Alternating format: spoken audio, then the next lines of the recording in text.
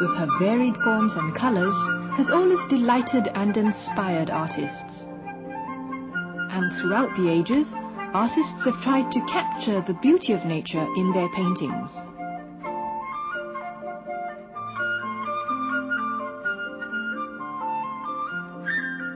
But unlike other paintings, Chinese paintings do not portray nature in photographic detail.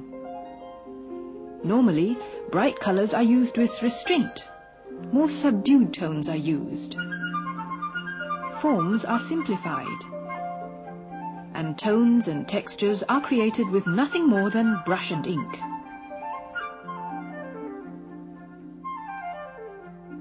Chinese paintings reflect the mood and inspiration of the artist in semi-abstract forms.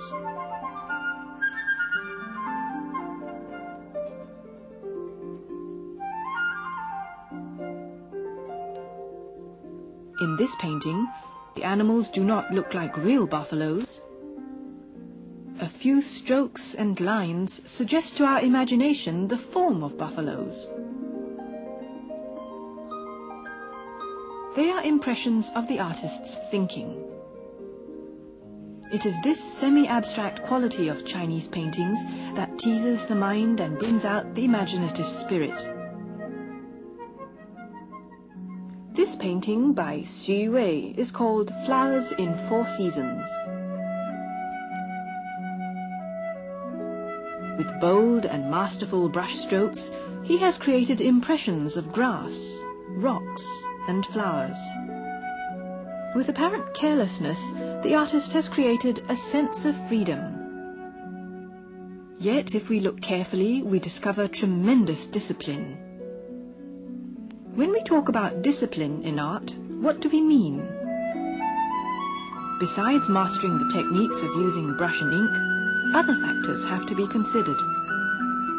The artist has to manage the various art elements. Focal points, use of space, balance, simplification of forms, tones and texture, contrast of tones, forms, depth, and directions, lines, shades, and directions.